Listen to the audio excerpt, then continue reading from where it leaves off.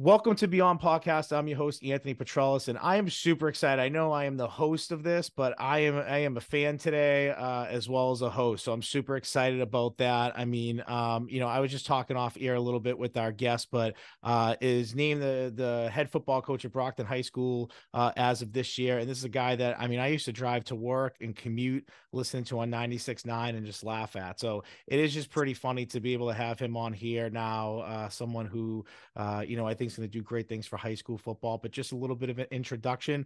NFL, played for the Patriots, won a Super Bowl, our first Super Bowl with them, 2001, 236 receptions in the NFL, over 2,000 yards receiving. I found 14 TD receptions. I found 16 somewhere else, so he can maybe finish that for me. But play for the Jets, obviously our hometown Pats, the Colts, the Panthers, the Vikings, and the Jaguars. And I think, and he might have to stat check me on this or fact check me on this, but I did a little homework on him. In 2000, okay, our guest scored a touchdown, touchdowns on Monday Night Football for two different teams in the same season. He caught a 1-yard pass from Vinny Testaverde on October 23rd as a Jet. And then later on that year, caught an 8-yard TD pass from Drew Bledsoe on December 4th. So he might be able to fact check me a little bit better on that. But without further ado, super honored to have on here today the head football coach at Brockton High School, Jermaine Wiggins. Oh, I'm glad to be here. So you could still listen to me every morning, but now you just got to go to the Greg Hill Show I on know. WEEI 93.7. So make sure that's where you're tuning to. And yeah, you're spot on about the Monday Night Football. I don't know if I was, I don't know how many players have done that where you've caught two touchdowns for two different teams in the same season on Monday Night Football. So maybe that's, maybe I bet it's a short list, but it'd be pretty cool somewhere to have it like on bar night, bar trivia night somewhere at one of your local establishments. But I'm super excited to be here. I'm super excited to be, the head coach at Brockton High School and just being able to be part of, bringing back the kind of the tradition of what Brockton High School football and just Brockton football in general has meant to Massachusetts, and being able to be part of that and kind of doing it my way, and knowing it's to be able to follow such a great legacy that's there, but obviously continue on. It's like I tell my kids all the time: be proud of your legacy, but also create your own legacy. So I'm super excited about that. I love that message. Yeah, I got a lot of cool stuff I want to ask about Brockton football, former high school football coach myself. So I get the grind. I know it's right around the corner. There's a lot of things you're figuring out, from scheduling the practice to the, summer practices and sessions and everything else, to who you're scrimmaging and all that. So there's a zillion things you got to do on top of staying on grades. It's I love it. It's the greatest job in the world, but it's a grind. It is a grind. So, before we jump into that, I just want to talk a little bit about your playing career. I'm kind of like a stat geek. I'm a huge college football guy, obviously Right. NFL guy. So I did a little digging on you, and I'm interested. I'm just going to throw this out there again. You can fact check me at any point. You begin your college career at Marshall, and in '95 you had 54 catches, 680 yards, averaged about 11 yards per catch. And I think that was your sophomore year. You added 4 touchdowns to that, and Marshall actually went to the 1AA championship where you guys fell short against Montana. Were you there the same year as Moss, or did you guys just miss each other? Or So what happened was that's correct about my sophomore year, and statistically what I was able to do. We lost to Montana, and then my coach at the time, Jim Donnan, became the head coach at the University of Georgia. And so okay. me and Orlandis Gary, another kid, played running back, played for the Denver Broncos. We transferred to UGA, and Moss came in. And when Moss came in, I missed him. So that's when I transferred out, he transferred in. So the year that I left is when the year he got there. So Moss and our paths didn't cross until I got to Minnesota and played with him in Minnesota. So, it's an interesting story about that. This was back when there was no transfer portal. Like Right. you, I'm a big college football fan, and obviously having two kids play one's playing college football and the other one will be playing college football this upcoming fall.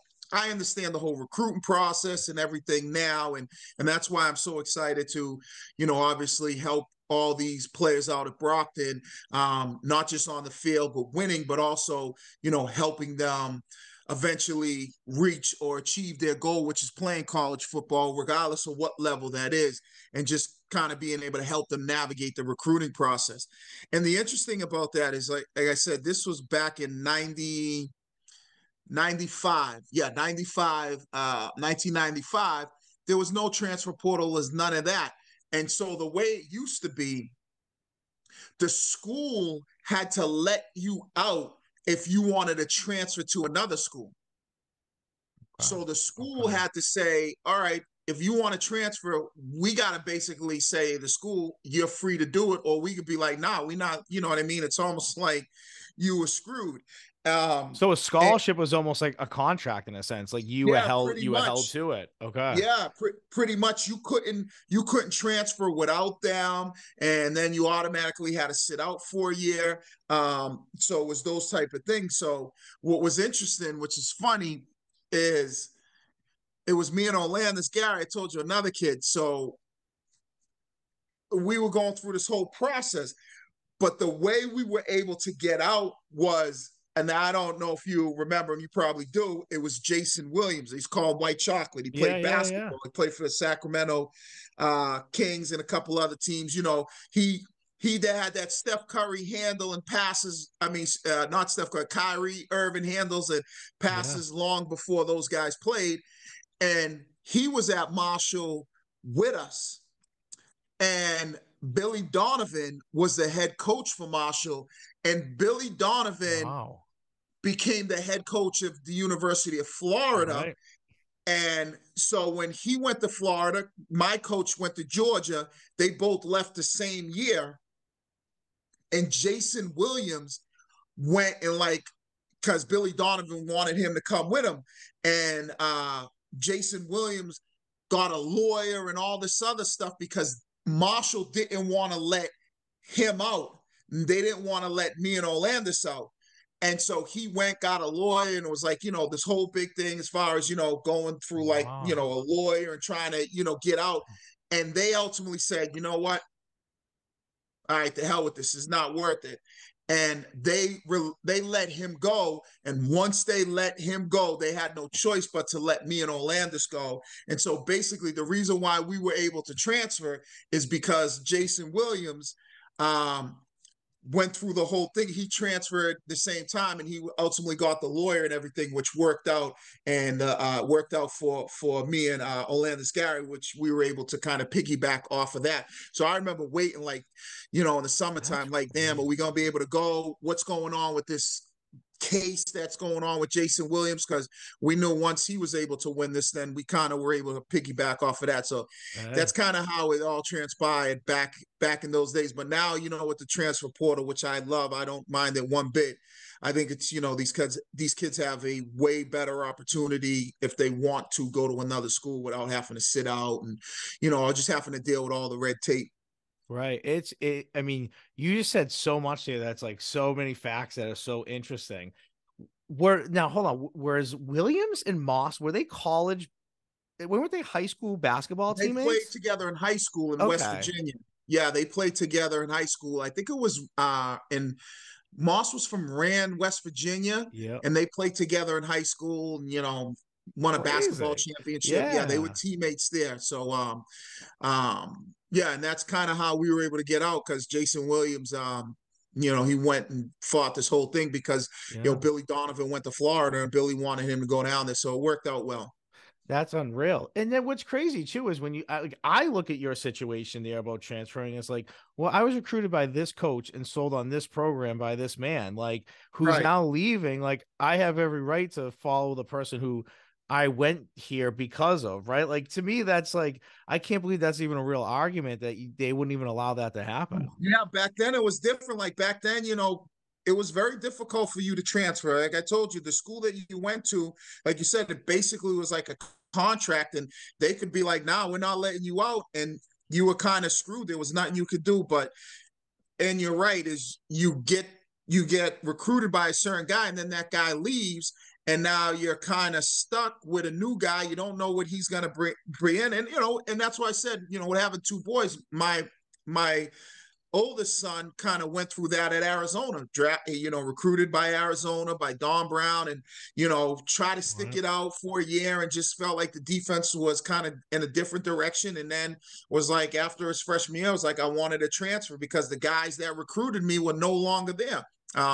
So, and like, that's why I said, I don't mind the transfer portal. I like what they're doing with college football today. And, yeah, there are some things you always got to deal with, trying to figure out the NCAA and all that nonsense they got. But you know what?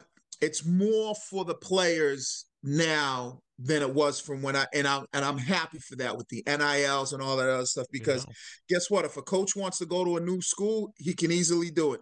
Right. And don't have to worry about none of that other stuff, So and they sign contracts, and a year after that they go somewhere else. So if it's good for them, why can't players have the same type of option?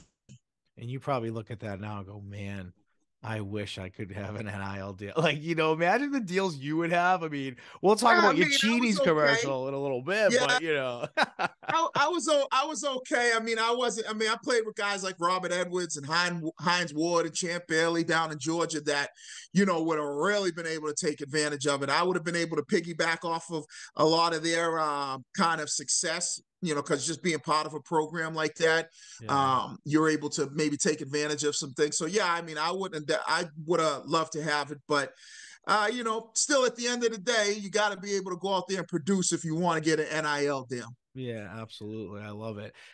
So we'll jump into more of the high school stuff, but I'm gonna be the fan here for a second who's talking to you today. And I'm just so curious because obviously you just mentioned your college coach and going with him. Obviously, playing for a person that you believe in and buy into is really important. And here you are, you played a lot of NFL teams. Obviously, I was going to focus it in New England. You were there at the very beginning, and you had a big part of that. You played, in a playoff game against an Oakland team that everybody thought was a favorite really to win the Super Bowl, at least come out of the AFC. And they came to your house, snow, perfect storm, everything happened. So I'm going to ask you two things about your football career. We can talk more about it if you want with other things as well. But two things that I love is, one, talk about that game that you played in, because you tore it up in that game. You had 10 double-digit catches, 68 yards, a lot of third down conversions, tippy toes on the sideline, and you're playing in a blizzard, right? So for you, I mean, to me, that's how I watched the Patriots that year being in college, but I didn't know really who Jermaine Wiggins was until after that game. I was like, and even when you left and went elsewhere, I was always interested in your career. So talk about that moment first. You were unbelievable that game. Well, what's pretty cool is it's kind of surreal when you think about it, because like you, I was a fan growing up as the Patriots as well. I remember the Patriots in 85, and I remember them in 85 when they went to the Super Bowl. And I remember being in Georgia in 96 and watching them play in the Super Bowl again. So I was a Pats fan growing up. Growing up in Boston, you Pats fan, Red Sox, Celtics, Bruins, you kind of grow up in this sports environment. So for me, I was always like a fan of the sports. I've always been, loved sports growing up. I've always been big into it. And so it was like unique in the sense where, I never had aspirations about playing in the NFL. Like, that was never a dream of mine, because coming from going to East Boston High School and coming from Boston, I mean, I only really knew one player, that was Ron Stone. I mean, I know there were some other guys that were, like way back in the day, but I didn't know anybody that I got to see. I remember, I think it was a kid I grew up with, Richie Bonapane. His father played, in the pros, but this was like in the 40s or 50s. So I had no idea. And so it was really cool in that sense. And then, when you get to the opportunity, kind of fast forward, like you get the opportunity to get to the NFL and, and fighting every day as an undrafted, free agent, and, just trying to make the squad and every single day. And, and then having the opportunity to come into the league with Parcells as my head coach. And I remember Parcells as a fan, and, in 96, and never forget those, they want you to cook the food. You think they at least let you shop for the groceries. And, I remember Parcells obviously from the '80s Super Bowls with the New York Giants. And one of the biggest reasons why I remember him, because as a kid growing up, you know, I always remember like Mark Bavaro being a local guy, right? Mm-hmm. So that was like cool and unique. And I went to the Boys and Girls Club in East Boston, and there was a couple kids that I was friends with that were related to him, because he was kind of like from the area, and that was pretty cool. And I think Howie Long was from the area too, and just like it was Right. cool to like hear some of these names, and like Mark Bavaro, and I'll never forget. I met him. I was like 17 or 18 years old. He came down the Boys and Girls Club and just was hanging out, and I was like looking at him, and and I was kind of like playing football, and I was like, wow, that's Mark Bavaro, but you never had aspirations. And so when I finally got there and like I'm playing for the Patriots, I'm like, I know who Bill Parcells is. I know who Moses Tutupu is. I know who Tony Eason and Steve Grogan are.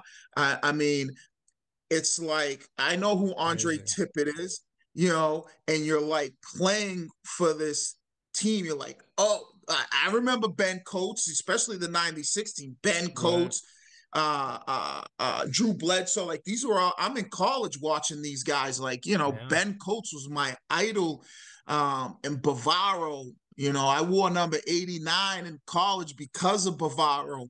You know, and I used to watch these guys and was a fan of like, it's like Keith Byers when he played for the Oh, Patriots, unreal. and it's Curtis Martin and all these guys. And next thing you know, I'm in the locker room with Curtis Martin with the Jets. And it's like, wow, this is like, I wasn't in awe, but I was just like respectful of where I was and like, okay, I'm walking amongst these guys. Let me be quiet, open my ears, and take as much as I can get in as an undrafted. I'm sitting there and I'm like Jumbo Elliott. I'm like, I remember watching him in the Super Bowl, obviously when he played for the Giants. And so then playing for New England was just this like, playing in the NFL was a surreal thing, and then playing for the Patriots, and then in that Super Bowl season, or like you said, that Oakland Mhm. game, it's like, wait a second, how am I doing this? I'm a kid from East Boston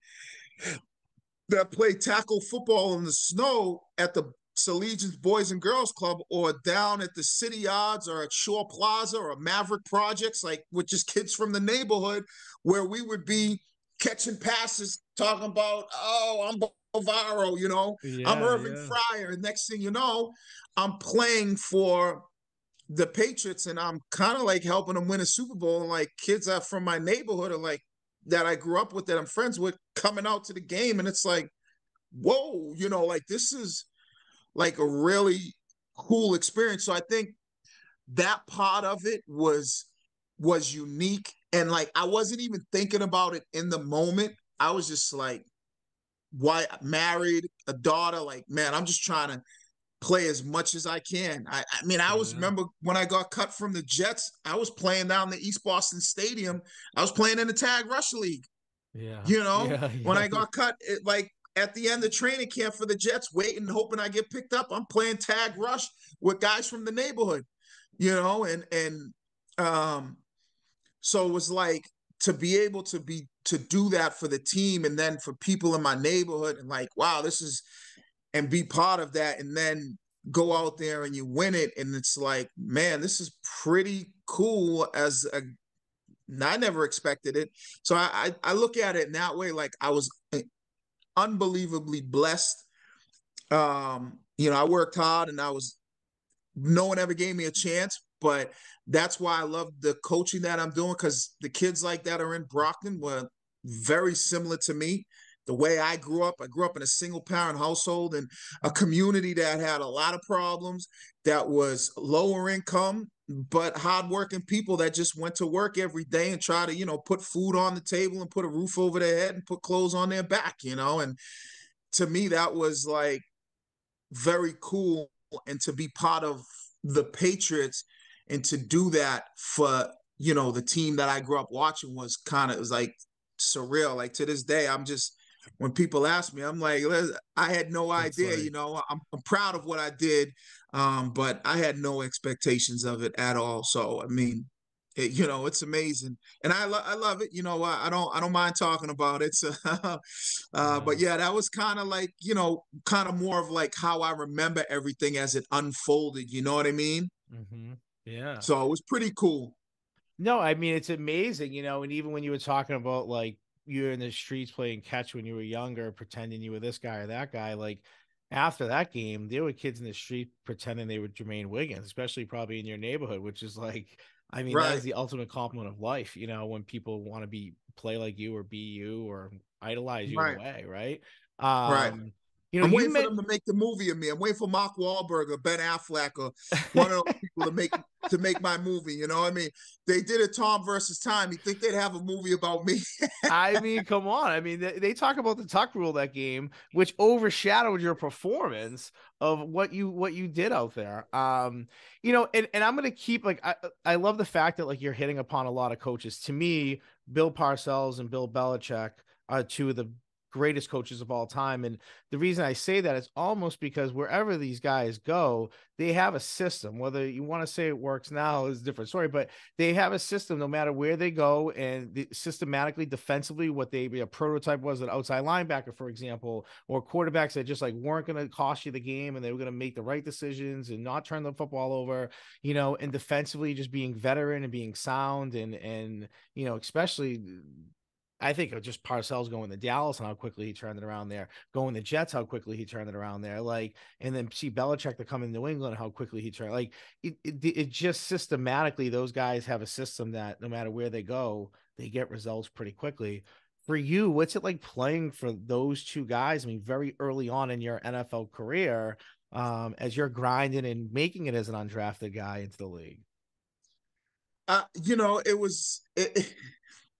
It's like I saying. I mean, I know Parcells, so when I show up at the Jets in '99, and it's like Bill Parcells is the coach, and and he's everything that you kind of like see on TV, and now you like he's coaching you, and he's got this big attitude. He's kind of talking a lot of shit and everything like that. I mean, he's always trying to see if he can get your head and break you mentally, and Belichick is a defensive coordinator, and Romeo Crennel's on the staff, and Charlie Weiss is on the staff, and guys like Todd Haley, and just the number of Maurice Cawthon, Pepper Johnson, just the number of coaches that were on that staff that just had a laundry list of pedigree, whether it was playing or coaching.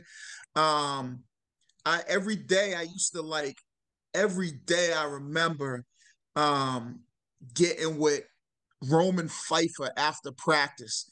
And he always would say, and I wasn't even playing, I was a practice squad guy. And he would, every day, him and I would work on, and he would say, work releases, come off like you're going to block me. Like, just change it up so I can prepare every week. Because, like you said, in that 3-4, he kind of walked up and he had to cover the tight end a lot of the Yeah. times and play man-to-man coverage. And that's kind of how it was back in the day before now what it is a lot. You see all these hybrid safeties. And Fife used to do it. Him and I used to work every day after practice, and I would work on releases and coming off and blocking to him. And I would ask him, like, what gives you problems? I would constantly be picking his brain. I remember asking Belichick all the time after practice, and I'm on show team on the scout team, and just running cards and busting my ass and trying to get open. And I'd ask Bill, why do you play coverage like this? Why do you do that? Where's the soft spot? So I'm doing all these things that when I get my opportunity, I'm going to be ready to go. So just being around those guys, I learned like from jump, this is a business and I'm going to soak everything up. And they taught me right from the giddy up. Parcells like taught me from jump, like this is a business. Like,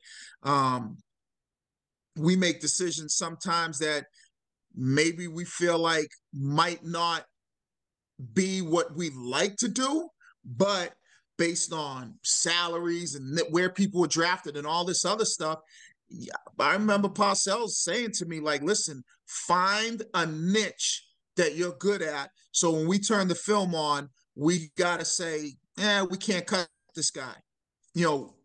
Be the best at whatever that niche is, you be the best at it. And so like that's kind of like the things that Bill Parcells and Belichick like instilled in my brain was just finding that niche and like, making sure that I wasn't the biggest guy, I wasn't the fastest guy, I wasn't the strongest guy, I wasn't this great blocker. But one thing I was going to do is I wasn't going to make mistakes, many mistakes, and I was going to catch everything thrown my way. And like that was my niche. Yeah. And and I was going to know everything, where I go, if I was playing this position or that position. Like, so that was the thing. I was going to be one of the smartest guys out there that didn't make mistakes, and I was going to catch everything. So they were going to be like, hey, we can't cut this guy. So those are like some of the things that I learned from them as coaches, which kind of helped me play a long time in the NFL as an undrafted, smaller, not fast tight end. Yeah. And it's amazing because, I mean, that's where you kind of really started your career. You mentioned a lot of those assistant coaches that have become head coaches, successful head Right. coaches, coordinators elsewhere. So it's unbelievable to hear that. But I also like asking them questions defensively, like understanding what areas, as a football guy, like sometimes defensively, I'm like, all right, I'm giving this up. And if they're going to take it, like, obviously then I have to adjust, but like, this is what I'm willing to give up because this is what they don't show. And Right. so for you to learn defensively how people are thinking, coordinators, linebackers, especially that linebacker safety area where you make your money, like it's amazing to like hear that you educate yourself. So now you go elsewhere and that preparation work is just like that's your norm. Like that's what you understand most. So that's great. Right. And then obviously we talked about that game, but you caught passes from a guy named Tom Brady. I mean, for you were there very early on with that. You saw him as a young guy. What maybe stood out to you as a football player, young guy yourself, really in the league, that you saw in him that maybe was just different? Because there was a controversy. I mean, Bledsoe obviously we came back. Right. Brady was the guy. So what was just different about him? Well, I would think the thing that made Tom, different in that sense was, he had one of those attitudes where he like he was an unbelievable competitor. He was gonna be prepared. He was gonna make sure he knew exactly everything that was going on. He was one of those guys that had confidence, and that was kind of like the biggest thing. I mean, somebody like similar to me in my career in the sense where he was a lower round draft pick, and anytime he got an opportunity, he was going to make sure he took advantage of it. And that came from preparation. That came from just understanding what he had to do, understanding his strengths and his weaknesses, and then making sure he worked on those things constantly. He tried to get better, study the game plan, study the film, knowing what everybody's doing. So I think that's the thing that really stood out, when you think about Tom and that confidence that he had. And that's like the key is like if you're confident in what you and your expectations are like, I know everybody thinks I'm here, but my expectations and I know I'm here. And then you go out there and you work at it and you show it. I think that's what made us all kind of believers in Tom. Yeah. I mean, because that was big at the time. You guys right around 500 team, and you played that Rams team the first time around pretty tough on Sunday Night Football, Yeah. to the point that not a lot of teams had played them like that, or not many people thought that was going to be a game. And I think, at least a fan in New England, that's when I was like, man, this team is interesting. Like, they make the playoffs, they're tough, they're well coached, they don't make a lot of mistakes. Like, and then you That's guys went when on we a run and knew didn't lose another game. Like, that's when we knew that we could play with anybody was after yeah. that Rams game. We knew like, wait a second, we go blow with the Rams. Oh, we could play with anybody. And that's kind of when after that game, you're right. It was midway in the season. We lost that game. I think we were 5-5. And Yeah. then we didn't lose another game all year. And that's what's crazy when you think about that. It's like that was when teams have like wake up calls, or you notice that a team's just all of a sudden, like you've seen it with the Celtics the last few years, that all of a sudden they just go on a run, or the Bruins this year and they just go on a run. Like that was a run, and you were winning tough games. I mean, you had some things really go your way that season as far as, I mean, I remember a play, and I could be wrong here, but like David Patton got like knocked out cold and he fumbled the ball, but he was had the ball was like under his head or it was in his body and his head was out of bounds. Yeah. And because of that, like it wasn't a fumble when you guys kept the ball. And I think you might have even scored that drive. So, and I think that was in Buffalo. It was like a bit, it was a tough game. And I remember just being like, man, these guys are getting some plays, but like to get plays, you put yourself in the position to be in those types of plays that go your way. So you guys were a fun team to watch as we know, you guys took off after that. You had a down year after that, and then you really took off. What I want to talk to you now about is you mentioned like, and this is where we really want to transition to more like the high school aspect of you jumping in the coaches. Obviously, you have two kids, one that's playing college football, one that is going to be playing college football, and you're there as dad. But obviously, as dad, you're watching the game and you're a football guy and you understand it, and you're coaching your kids off the field or talking to them or probably watching film with them. You're in radio, as I said, you made my commutes on 96.9. There's some days I just like burst out laughing driving with you talking. And I felt like you and Ramiro had like a really good like chemistry. And so and I do listen to UID. I'd be honest, I listen to a lot of podcasts now because I try to get so much better at doing this, Right. so but I know that you're on there. I'm a big sports radio guy. I go back and forth all the time listening to it, especially on the commute home. So I'm glad to see the success that you've had. But I thought it was so interesting. When I saw, I think it was like Channel 5 News, a pretty big role, the red carpet having you, but you became the head football coach at Brockton High School. Then I started looking into Brockton High School, and you're taking over from a coach and legend, had a 20-year tenure there, 132 wins, 72 losses, 5 Super Bowl appearances. I think a couple, or one of them was back to back. And last year, a 9-2 squad. So you're coming in, you are taking over for a guy that's had a lot of success over 2 decades. But you're a personality, you understand the game of football. Your kids are obviously playing at an extremely high level. You bring a lot to the table as far as the coaches you played for and the way you conducted yourself in the league and worked hard and was an undrafted guy who had an NFL career. What made you say, hey, this is something I want to get into? And obviously the job at Brockton opening up, was that just super attractive to you to jump into a job like that?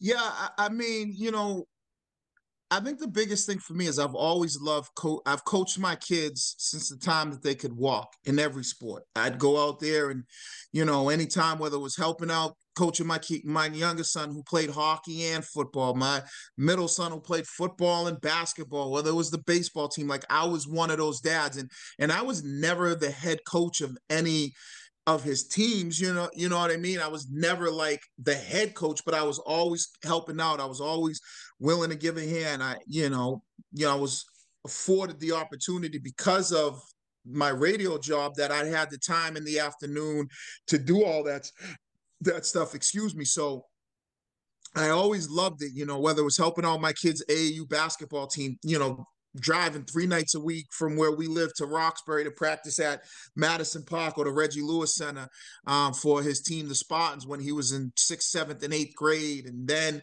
when he played for Mass Rivals in AAU and going to California and going here and going. So I've always just loved being, because I was a basketball player. I played hockey. So I've always been a fan of sports and played all sports my whole life. So I always enjoyed it. And then with football, having that opportunity to not only continue to do what I love to do, which is coach kids and teach kids and make them better football players, but the really appealing thing for me for Brockton in high school was to coach kids that come from similar situation that I came from, look like me, sound like me, growing up in an environment that is very, was very similar to East Boston, and being able to help them see that there's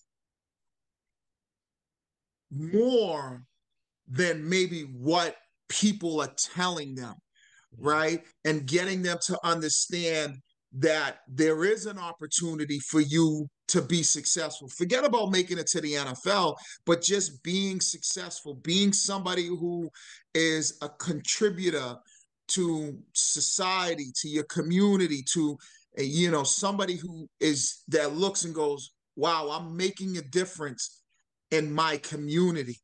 And if you're fortunate enough to continue to climb the ladder, great. But there's so many people that you look at that are successful that come from areas that are a little bit rough around the edges and make it. But so that was part of it for me, but also being able to help them get recruited, continue to play college football, regardless if it was at a Power Five, like Georgia where I played, or if it's at a Division III school like Bridgewater State, Framingham State, but just to be able to continue to play college football and help them to achieve that goal and help them with that journey. And obviously give them the tools and the techniques and develop them into really good football players in high school and put them in a position to where they can win a state championship and they can experience what that's like. I won a state championship in basketball in high school, and it was like, one of my, biggest kind of like when I look back, one of my like greatest experiences. Obviously you get a chance to play in college, and I played in a national championship at the 1AA level.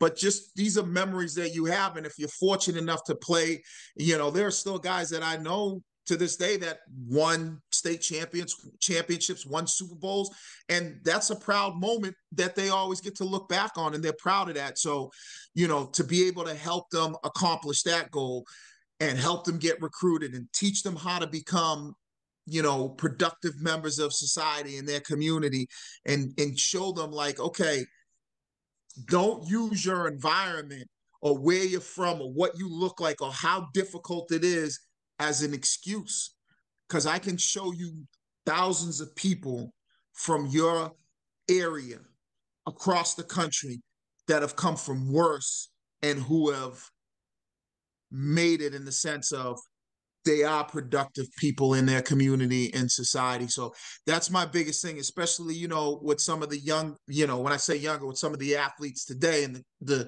2023 world of football, because it's not the same when, I played high school football. But luckily for me, I have two boys that played in this era and understand the recruiting process and all the stuff that goes with it, and just playing high school football. So I can be relatable in that sense, where I understand some of the things that you might be dealing with in the recruiting element, but I also understand some of the things that you might be dealing with at home and growing up in maybe an area. I grew up in a single parent household, without a father, and some of the challenges that they can relate to, or I can relate to them, that they might be dealing with, and just understanding, how to navigate that world of just the roughness, and not make those mistakes. I've seen too many of my friends and people make those mistakes. And number one thing that I always say, there's nothing worse than wasted talent. Right. No, you're absolutely right. And what I love about that answer is that you didn't even talk about football. I mean, there was no part of that answer that really had to do with, obviously playing at that next level, but it wasn't about like come in and implementing the system. But like it was really about caring and understanding where you might have come from, or the experiences that you had, the difficulties, and knowing that you can now relate and pass that knowledge and pass that education on to kids that might never even think that college is a reality for them. Right. And sport is the number one way to do that. It keeps them out of trouble. It keeps them focused. It keeps them seeing that next step that they maybe never saw before. So, my last year of coaching, I had about 7-8 kids that transferred in from the Boston area, Dorchester, Jamaica Plain, Mattapan, even a kid commuted from Brockton to come down to play. And that was not an easy commute for him. And when I talked to all these kids, the first thing that I said to them for the first 5 minutes was just talking about the academics at the school and how tough it is and how grueling it is. And I'm like, are you ready for that? Because you're waking up very early, you're taking the train, you're committing yourself. It is a tough academic. And then they'd be like, yeah, but okay, now let's talk football. Like that was like, for me, that's the most important thing, because yeah, eventually they move on from you. And it's like, what did you leave for them? What did you teach them? Even if they don't play that college sport, what did you teach them to now help them with their next step in their life, whatever that is? And I think that that's what people don't realize. It's why I started this podcast. It's why we've been at it for as long as we have. We cover programs, we cover coaches, because the impact you have is just, people don't know it and understand it until you talk about it and you hear it. So I really appreciate your answer. I think that it was great. But talk about it, the other aspect of this, because this is a traditionally tough football program. No one really wants to play them. You're going to get a physical game. You're going to get a tough game. And last year, a 9-2 squad. What I want to ask you a little bit is, and I guess I'll ask you this in two parts. What I noticed in a 9-2 squad, okay, that lost really a tough playoff game, you want to say, and they lost the game early on to a very good team. And that was it. So at a 6-1 mark, these guys still had an away playoff game, and you went to Methuen, who knocked off Everett at home the year before and kind of upset them there. So, you're not going against a very good program, but then you got to travel to them. I know you're super early on with all of this, and you probably got a million things that you're figuring out. I know it. But when you look at your schedule and you kind of hear that stuff, and you probably already privy to that, are there tweaks you're looking to make, or where are you in that process as far as kind of looking at the squad a little bit in the schedule, strength of schedule sense? I mean, see, this is the great thing about a program like Brockton. You're going to have plenty of talent. You're going to have plenty of talent come through that door. You're going to have plenty of talent. Now it's all about creating a culture, getting them to buy in, right? Because you're going to have talent. You're going to be competitive, but you're going to have fun. We're going to spread this thing wide open. We're going to install a pro-style offense. We're going to install a defense that comes after you, that hunts, that's aggressive. You're going to have fun. Our goal, our goal as a coaching staff is to win Super Bowls. Our goal is to build a program. I was fortunate by playing in the NFL. I've been in a lot of different places. My goal is to build a program that's a, public high school dominant program, nationally ranked type of program. When you look at some of these programs throughout the country, and getting these kids that are from that area or live around Brockton, because you can go to that school that say, hey, listen, I know if I go there, the coaches are going to coach me to be the best football player that I can be. They're going to teach me how to be the best student athlete I can be. They're going to put me in situations to show me and understand what it takes to play at the college level. They're going to put me in the best position possible to help the team be successful, right? I'm going to have fun doing it. They're going to help me with my recruiting process. Like, these are all the things that I want these kids to experience. And the reputation of, I remember growing up, it was Brockton and Everett. Like, those were the powerhouses, and Brockton was so far away from East Boston. It was like, wow, they, all you heard about that, Everett was a little bit closer, but those were the powerhouses. And that's the reputation that I wanted to get back to. But we'll do it a different way, right? Because the game has evolved, the kids have evolved, things have changed, but we'll do it a different way.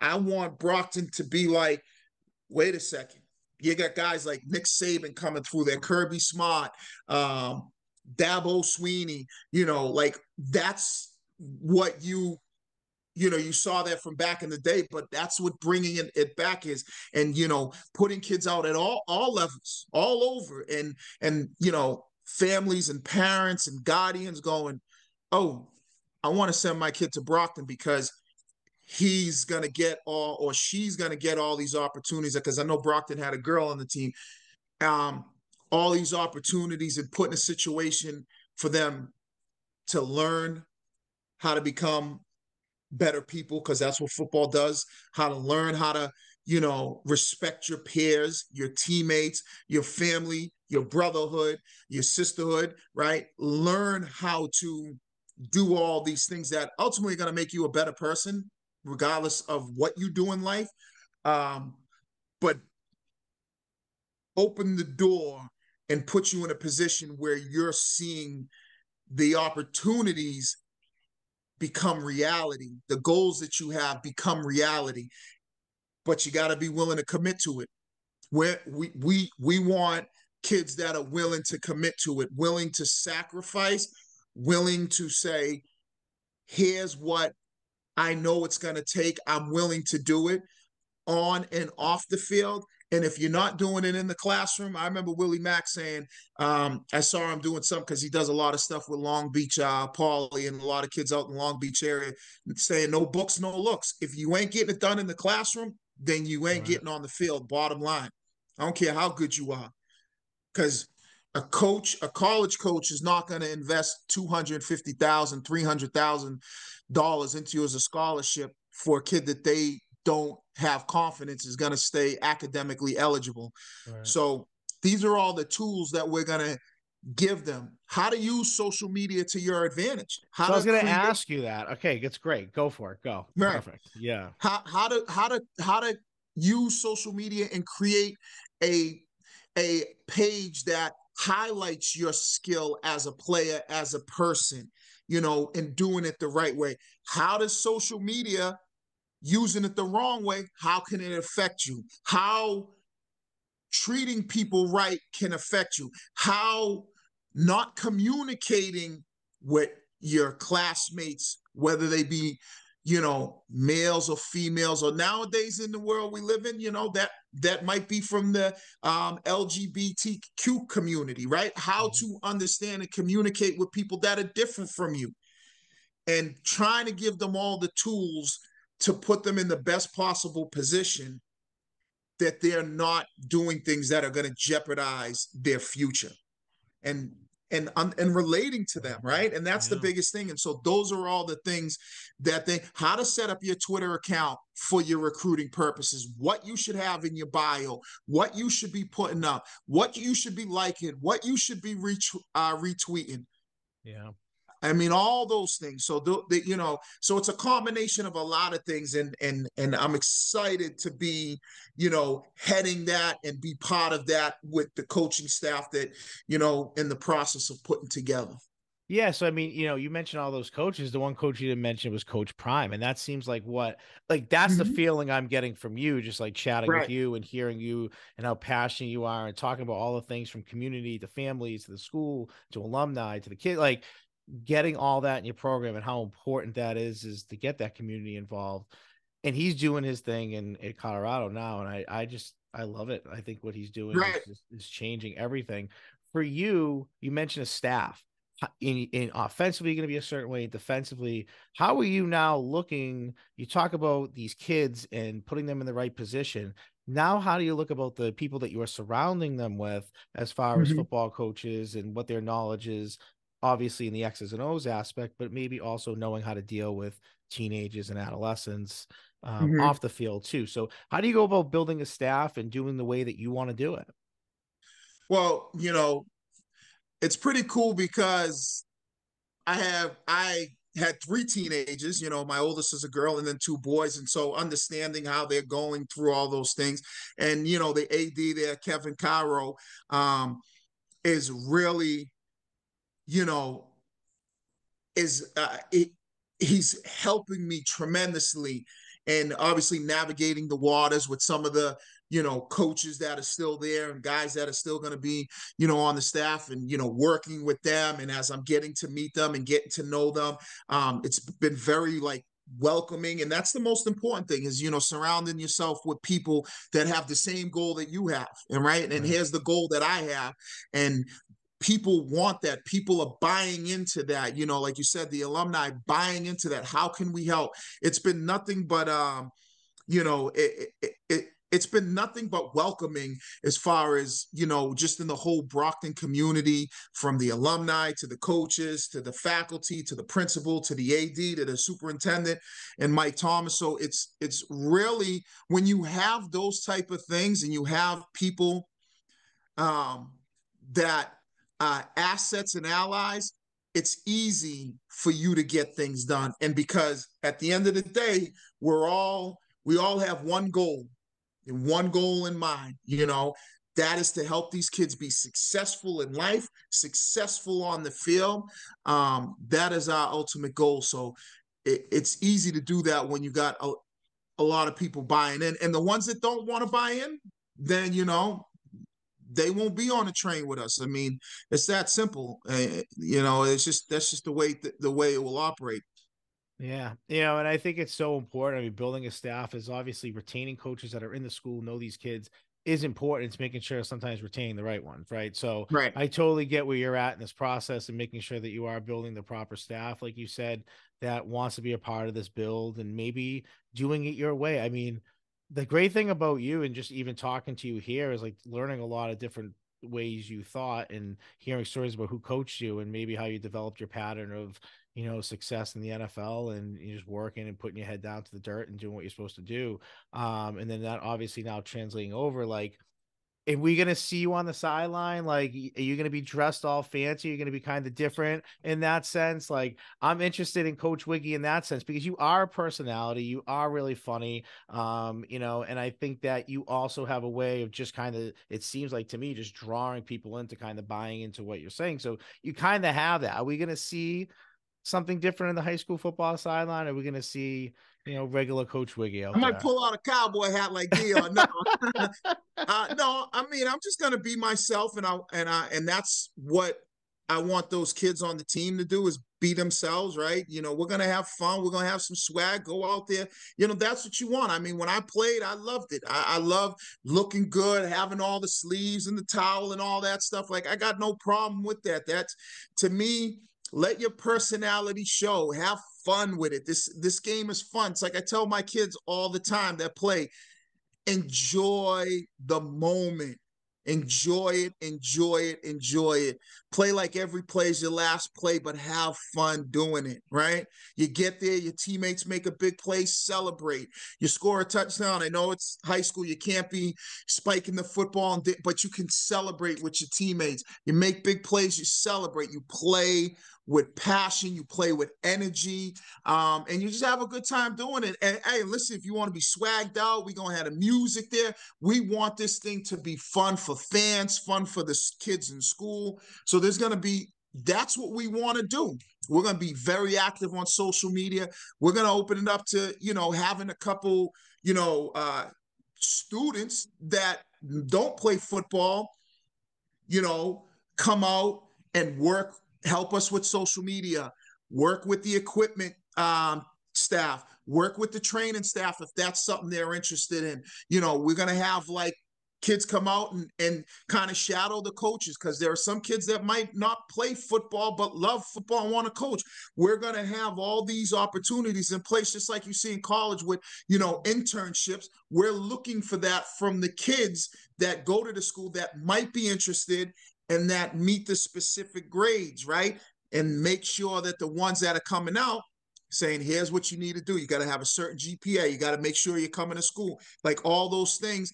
And it allows these kids that maybe might not be football players, and whether they're boys or girls, say, oh, I'm really good. I want to go to school for, editing and things of that nature. Well, then you come out and you help run the social media page with, Dang. Yep. some adult, whether it's in broadcasting, helping them say, all right, you want to do a little podcast? Perfect. We'll have a player come through every week, and you can interview a player. Like those things, we want to be able to open it up to the Brockton High School students that go there that might not be playing, and make it fun. And just like, it's almost like when you go to college, there's so many different things that you can do to be part of the program. And that's what we want to do for not just the players, but also for the kids that go to the school that might have those interests when they're looking at where they want to go, and putting that on their college resume. Oh, I ran my football team social media page. Yeah, it's such a great idea. I had my first year, I had 3 girl interns that were unbelievable. And I put it out specifically for technology, social media, uploading our Right, huddle film, the whole 9 yards. I would right, leave practice. These girls would take off 10 minutes, like, before practice would end, and they would have uploaded our inside drill, our 7-on-7s. Like, right, it was unreal. It was like we right, walked in and we just could start watching practice while these kids are getting ready and getting out and getting their rides and showering and all of that. We're right, in there, we're halfway through practice, seeing like already what we have to work on the next day. And it's as simple as, like you said, getting somebody who's interested in working with the program in a different way than playing. And I think that's right, genius. And you're definitely building, obviously, a great culture, but I think a great school culture. I mean, any right, administrator has ever said to me that any school that I've ever worked at or any school that I've talked to, they say, if your football season starts off really well, it's a very good school year because football runs you to Thanksgiving. And if you're lucky, it runs you the week after that. And then you're into the Christmas break, and then you come back in the new year and it's winter sports. And so you've gotten through 4.5 months of a school year, and you had a successful football season that the student body bought into, that everyone's showing up to the games. We're traveling to those big games that are far away. So that seems like what you're building. It's great to hear. And the one last thing I kind of wanted to just talk to you about, and what I find so interesting about you is that you're a pretty inspiring guy for being a local guy that, grinded their way up there. What's your advice to local athletes out there? Because Massachusetts, specifically football, is not always looked at as a state that sends kids to Power 5 schools or big football programs across the country. But you're one of those guys who did. You played at a very powerful 1AA school, and then obviously played SEC football at Georgia, where, it's very good football. So, and you were a local guy. So what's your advice to local athletes out there that are working and grinding and trying to take that next step? Like, what would you say to them? Come to Brockton High School. We'll get you where you want to go. No, but you're right. There are tons of talented, kids out there. And I think it's more about, like, hopefully they're going to a school that is promoting them and highlighting them, and, and they're understanding how to use social media to highlight themselves if maybe they're not necessarily getting that type of things.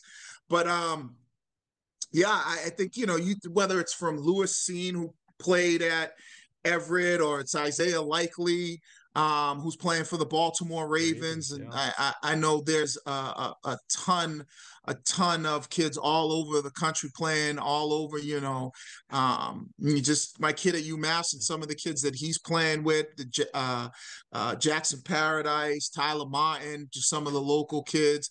You see it with the kid, Janelle, Anegro, I think his last name is a kid who plays for St. John's Prep. Preston Zinno played at my son's school at Central Catholic's, going to Notre Dame. Like, there's plenty of talented kids. The kid, Pop Watson, from Springfield Central, who's going to Virginia Tech. There's the Griffin kid who's already at BC, the wide receiver, and his brother's now going to BC. There's the offensive lineman from Springfield Central who's going to Syracuse. There's tons and tons and tons of kids out there. So I would just say, believe, but work your butt off. You got to work your ass off, and you gotta sacrifice. You got the three most important things I would tell kids. It's about sacrifice, prioritizing, and time management. Yeah. Those are the keys. You figure those things out, and we all know working hard and all those other things, that's all part of it. But if you're not willing to sacrifice, if you're not prioritizing what's most important to you, right? Yeah. So if football is most important to you, then what's that mean? You have to come to school every day. You got to make the grade. Ain't nobody telling you got to be on the honor roll, but you got to be academically eligible, right? Yep. Right? So prioritizing what's important to you. And then the other thing is time management. Are you doing all the things that you need to do, whether it's doing your homework, making sure you're getting your workouts in, getting your on-field practice in, getting a little bit of extra work in after practice? Like, are you doing all those things? Are you using your time in the right way? So, there's plenty of kids that you could see all throughout Massachusetts. You got two kids from the Brockton area. You got the offensive lineman who just signed with the University of Miami. I think his name is Samuel. How do you say his last name? Acuñale, I think he says, and he's got a brother, Samson, who plays at Pitt, defensive end. So, like, there's plenty of kids. There's plenty. Yeah. There's a ton, and they're playing all over. They're playing from Power Fives to Division Twos to Division Threes. They're all over the place. FCS, Group of Five. So they're all over the place. It's just, are you doing the things that you need to do? And that's why I said, and it's about the sacrifice and prioritizing what's important. If that's important to you, if you put the work in, and you're a good football player, things will happen. So that's what I would tell those kids. And then it's great to hear that. It's great to hear that too. Go ahead. And no, I was just going to say, and then if you have aspirations, because I know how a lot of these kids are, if you got aspirations about playing in the NFL one day, I mean, my kids have the aspirations. There are tons of kids, especially nowadays with social media, and you see all these stories and the drafts on tomorrow. You're going to watch all these kids that go, I always dreamt about playing in the NFL from the time I was 5 years old.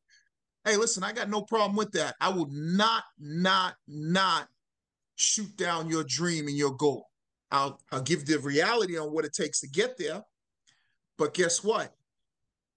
If you got the talent and you're doing all those other things, there's a possibility that you can achieve that goal. Right. And I think that's the thing that you have to get them to understand. It could be a reality, but here's what it takes. Not just that, you'll never get there, because there are, like I said, there are plenty of kids from all over Massachusetts that are there now playing at the highest level. And so I think it's getting them to believe it and then showing them what they need to do. Yeah, and I think the biggest thing to hear is that there are a lot of kids out there. There are a lot of kids from Massachusetts that, sometimes there's that stigma of this area not putting as many Division I players out, but they're all over the place. And like you said, even Division II and Division III football, there's plenty of athletes that are going out there playing at a collegiate level competitively. I mean, there was a kid from Framingham State who made the Seahawks roster, right? So, I mean, from Seattle, kids playing on Seattle, so there's plenty of players. I mean, there's a kid on our team, Cam Montero, who's got a bunch of schools looking at him, Power 5 schools. So, it's like I said, it's possible. But here's what you need to do, right? If that's a dream of yours, if that's a goal of yours, you need to put those goals on your board and then figure out and envision everything you need to do to achieve those goals. My kids did it, my two boys, and I'm going to do the same thing at Brockton. You got that from the time that they were playing youth football.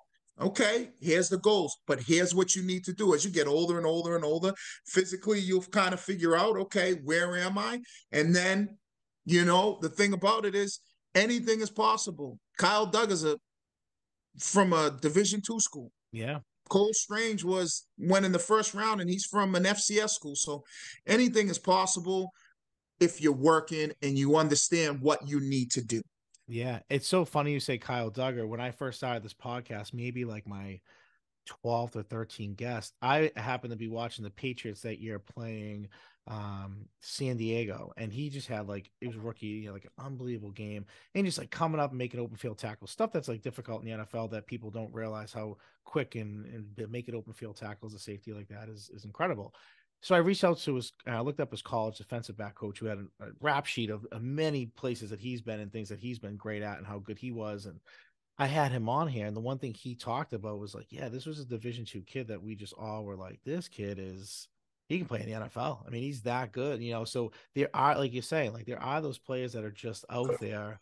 Sometimes it's just putting in the work and getting coached by the right people and getting the right advice. And what I think you're going to do at Brockton is unreal. I'm looking at it from the ground level right now, and then hearing the plan and hearing what you want to do as far as building around this program with the community.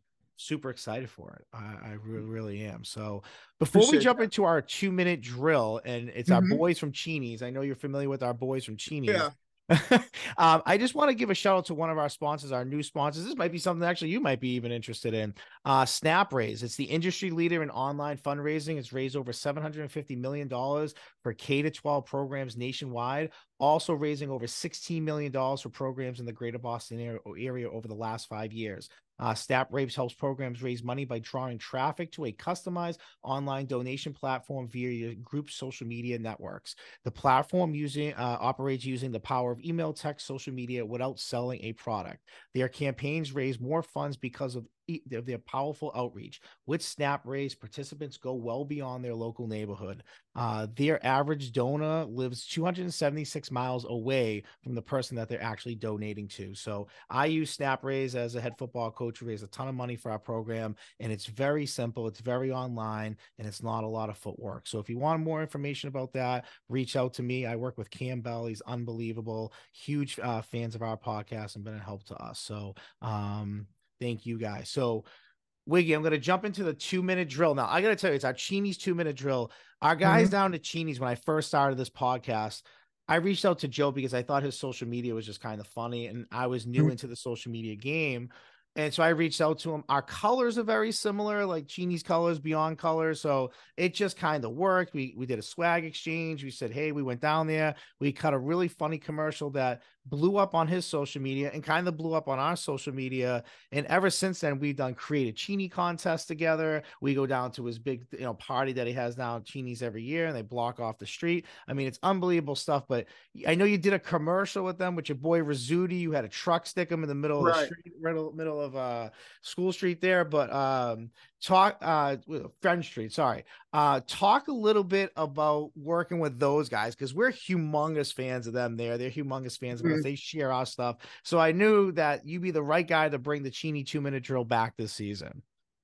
Yeah, I mean, you got to think like any kid from East Boston, you're hungry after a game, and next thing you know, you walk right down the street, and boom, there's the Cheney balls, the pizza. So, and they're local kids. So I love to see local kids, that have grown, that have done successful things, that are doing successful things.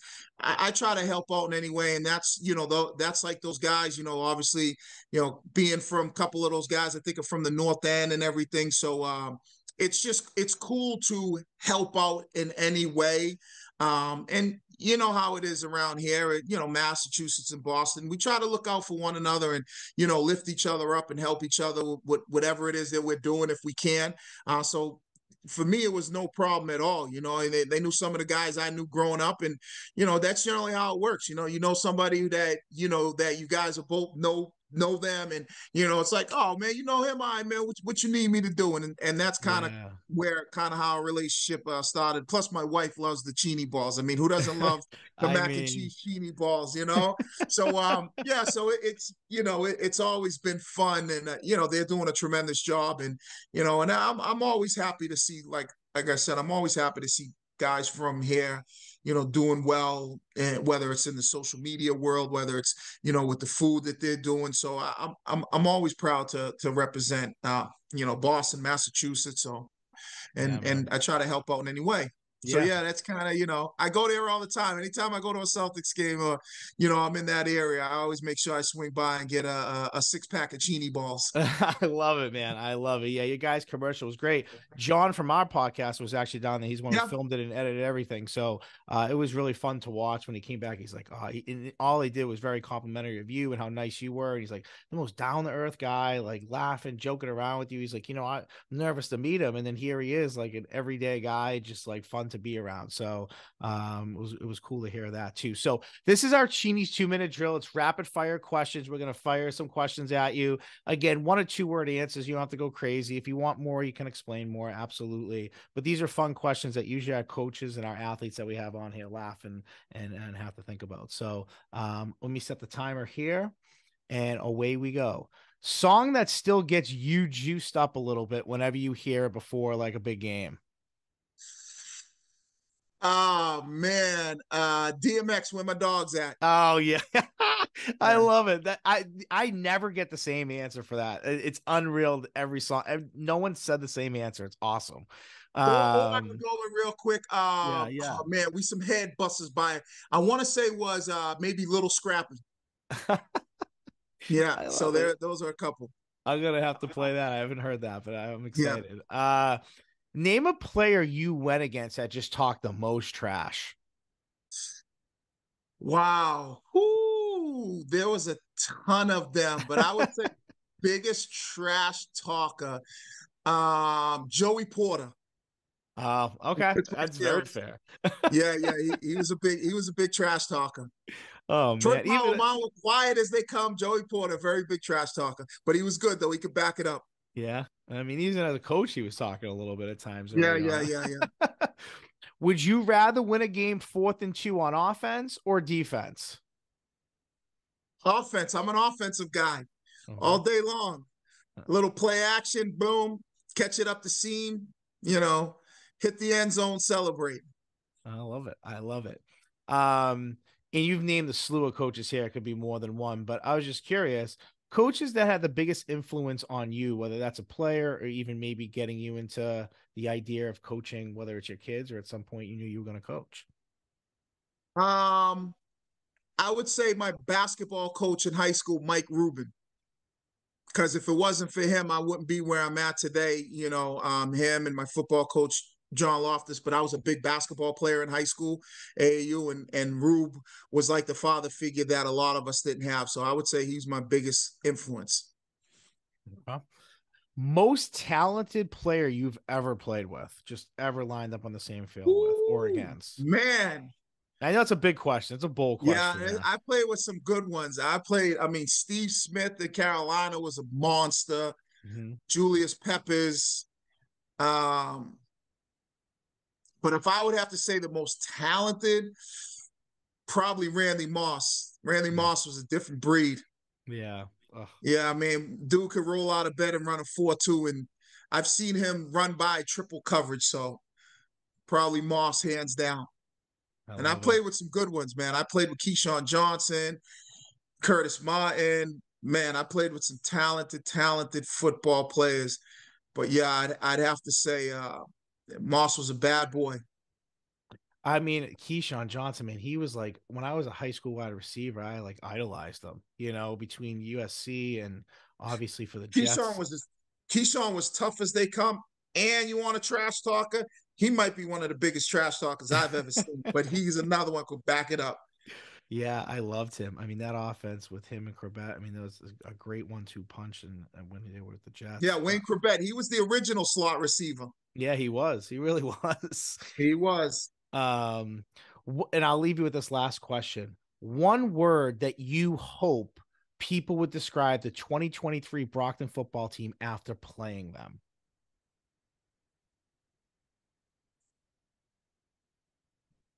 That's a tough one. Damn.